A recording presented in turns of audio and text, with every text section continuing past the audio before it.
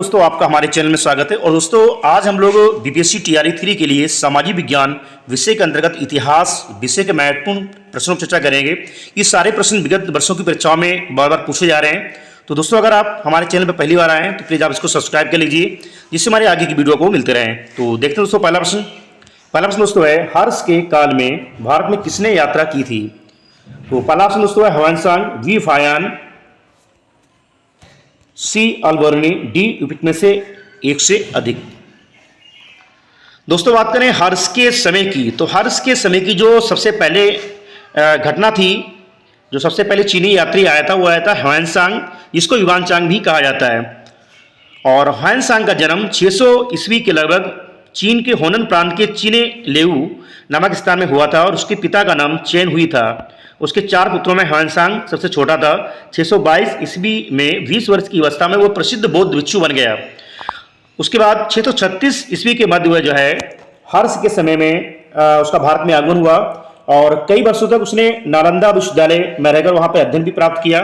तो यहाँ पे दोस्तों हमारा जो राइट आंसर दोस्तों है, हर्ष के काल में भारत में किसने यात्रा की थी, तो राइट आंसर दोस्तों है वह है ह्वेनसांग। ऑप्शन ए सही है।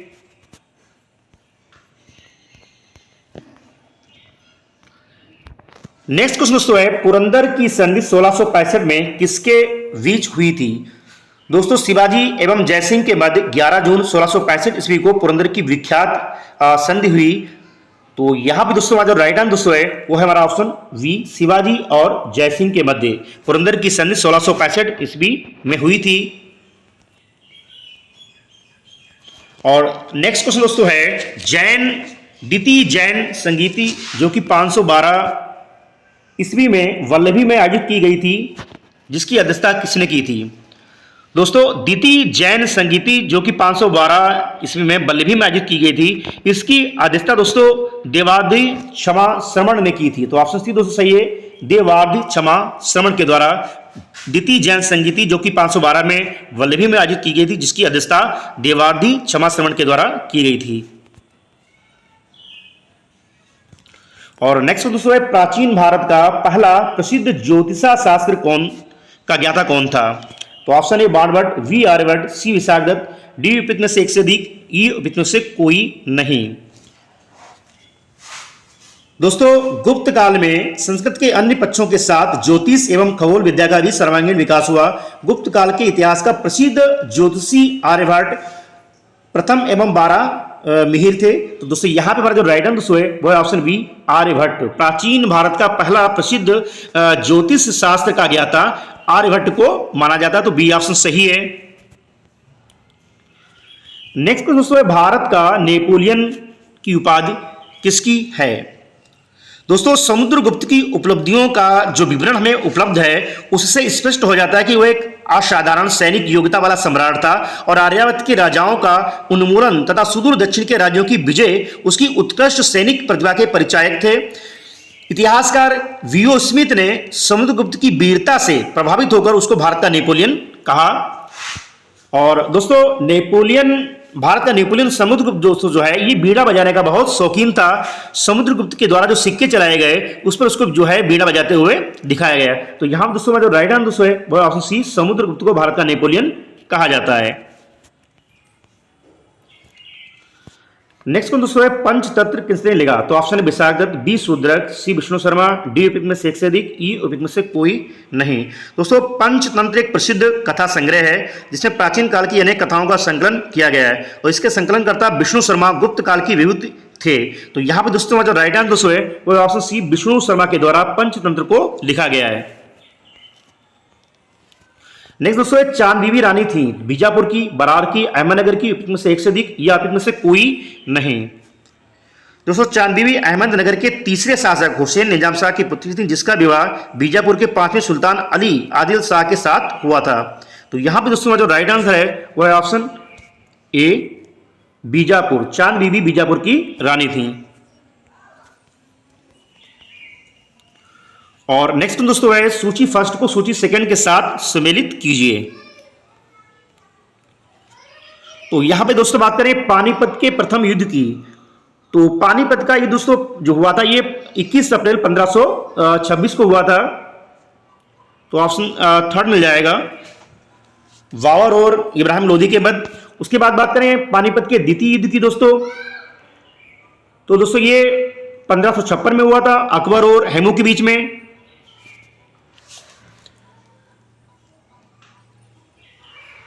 उसके बाद दोस्तों बात करें घाघरा के युद्ध की, तो घाघरा का युद्ध 1529 में हुआ था, खानवा का युद्ध 1527 में। अगला क्वेश्चन दोस्तों है वैदों की ओर लौटो, ये किस धर्म सुधारक का नारा था?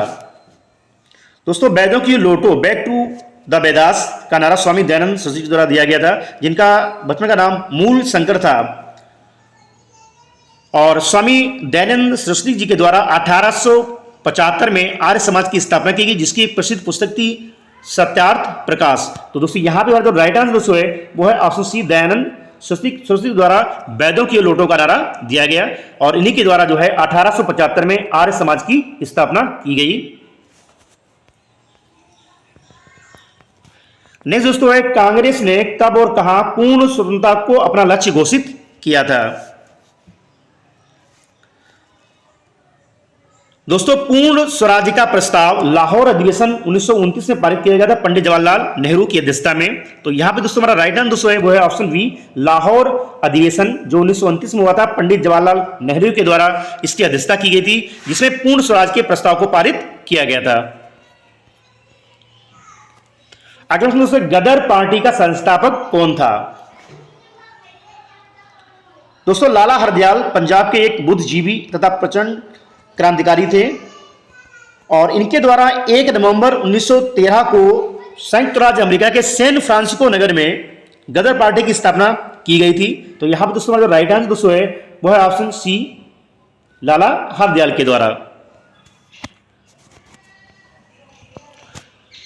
नेक्स्ट दोस्तों पाकिस्तान शब्द का पहली बार प्रयोग किसके द्वारा किया गया था? दोस्तों मुसलमानों के लिए पृथक स्वदेश जिसे पाकिस्तान कहा जाए, यह स्पष्ट विचार कैम्ब्रिज के एक विद्यार्थी रहमत अली के मन में उत्पन्न हुआ था। तो यहां पे दोस्तों अगर बात करें पाकिस्तान शब्द का पहली बार प्रयोग करने वाला जो व्यक्ति था वो था चौधरी रहमत अली। तो ऑप्शन ए दोस्तों सही है। अगला प्रश्न दोस्तों मनसबदारी प्रणाली किसके द्वारा आरंभ की गई थी? दोस्तों मनसब शब्द का अर्थ होता है श्रेणी अथवा पद, तथा मनसबदार का अर्थ उस अधिकारी से था जिसे शाही सेना में एक पद अथवा श्रेणी प्राप्त थी। अकबर की मनसबदारी व्यवस्था दशमलव प्रणाली पर आधारित थी। 1575 में अकबर ने मनसबदारी व्यवस्था के आधार पर सैनिक संगठन किया था। तो यहां पे हमारा राइट आंसर दोस्तों है वह है ऑप्शन सी, अकबर के द्वारा मनसबदारी प्रणाली को आरंभ किया गया था।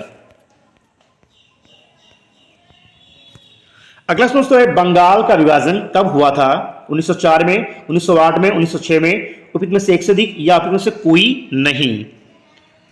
दोस्तों बंगाल का विभाजन 1905 में लॉर्ड कर्जन के समय में हुआ था। तो यहां पे दोस्तों हमारा जो राइट आंसर दोस्तों है वो है हमारा ऑप्शन 1905 होना चाहिए, जो कि यहां पे नहीं दिया गया है। तो यहां पे दोस्तों राइट आंसर जाएगा उपयुक्त में से कोई नहीं। बंगाल का विभाजन लॉर्ड कर्जन के समय हुआ था 1905 में, यहां पे 1905 ऑप्शन नहीं है, तो हमारा राइट आंसर दोस्तों हो जाएगा 1905। अगला क्वेश्चन है भारत का प्रथम गवर्नर जनरल कौन था? Warren Hastings, Lord Amherst, sir George बालो। उपयुक्त में से एक से अधिक, ई उपयुक्त में से कोई नहीं। दोस्तों दिए गए विकल्पों में से कोई भी विकल्प यहां पे सही नहीं है। वारेन हेस्टिंग्स बंगाल का पहला गवर्नर जनरल था, जबकि विलियम बेंटिंग भारत के पहले गवर्नर जनरल थे। तो दोस्तों यहां पे हमारा जो संभावित उत्तर हो जाएगा दोस्तों वो हो जाएगा ऑप्शन पहला, वारेन हेस्टिंग्स। बंगाल का पहला गवर्नर जिसको भारत का प्रथम गवर्नर जनरल कहा जा सकता है। तो यहां पे दोस्तों राइट आंसर दोस्तों है वारेन हेस्टिंग्स। नेक्स्ट दोस्तों है सती प्रथा का अंत किसके द्वारा किया गया था? तो ऑप्शन है Dalhousie, B Bentinck, C Wellesley, D उपयुक्त में से एक से अधिक, ई उपयुक्त में से कोई नहीं। दोस्तों विलियम बेंटिंग ने राजा राम मोहन राय, जिनको भारत का आधुनिक नक्षत्र कहा जाता है, भारत में समाज सुधार आंदोलन का जनक कहा जाता है, इनके सहयोग से दिसंबर 1829 के नियम 17 के द्वारा सती प्रथा को बाउंडेड करवाया गया था। सती प्रथा समाज की एक बुराई थी। तो दोस्तों यहां पे हमारा जो राइट आंसर दोस्तों हो जाएगा वो हमारा हो जाएगा दोस्तों ऑप्शन वी, बेंटिंग। सती प्रथा का अंत राजा राम मोहन राय ने तत्कालीन governor general lord William Bentinck के साथ मिलकर 1829 में इसको जो है समाप्त करवाया था नियम 17 के तहत। अगला क्वेश्चन दोस्तों, प्रथम तराइन का युद्ध कब हुआ था? दोस्तों 1191 में तराइन का प्रथम युद्ध मोहम्मद गोरी और पृथ्वीराज चौहान के मध्य हुआ, जिसमें पृथ्वीराज चौहान ने मोहम्मद गोरी को बुरी तरह पराजित किया था। तो यहां दोस्तों राइट आंसर हो जाएगा, वो हो जाएगा 1191 तराइन का प्रथम युद्ध। और नेक्स्ट क्वेश्चन काफी महत्वपूर्ण दोस्तों है, किस बौद्ध संगीत में बौद्ध धर्म की हीनयान और महायान शाखाओं का उदय हुआ था? दोस्तों बौद्ध धर्म की चतुर्थ तथा अंतिम संगीति कुषाण शासक कनिष्क के राज्यकाल में कश्मीर के कुंडल वन में हुई थी और इसकी अध्यक्षता बसुमित ने की थी तथा अश्वघोष इसके उपाध्यक्ष बने थे और इस सभा में महासंधिकों का बोलबाला था। इसी समय बौद्ध धर्म हीनयान तथा महायान नामक दो स्पष्ट एवं स्वतंत्र संप्रदायों में विभक्त हो गया था। तो यहां पे ऑप्शन दोस्तों चौथी बौद्ध संगीति जो कुषाण शासक कनिष्क के समय में हुई थी। और अगला क्वेश्चन दोस्तों है, ईश्वर चंद्र विद्यासागर ने समर्थन किया था विधवा विवाह, स्त्री शिक्षा, बाल विवाह का विरोध, उपयुक्त में से एक से अधिक, उपयुक्त में से कोई नहीं। दोस्तों ईश्वर चंद्र विद्यासागर प्रसिद्ध विद्वान तथा बंगाल के समाज सुधारक थे और ईश्वर चंद्र विद्यासागर मूलतः शिक्षा शास्त्री तथा अध्यापक थे। कलकत्ता संस्कृत कॉलेज के प्रचार पद पर कार्य थे। इन्होंने विधवा विवाह, बाल विवाह तथा स्त्री शिक्षा का समर्थन किया था। तो दोस्तों यहां पे जो हमारा राइट आंसर हो जाएगा वो दोस्तों हो जाएगा ऑप्शन सी, बाल विवाह का इन्होंने विरोध किया था और विधवा विवाह और स्त्री शिक्षा का ये प्रबल समर्थक थे।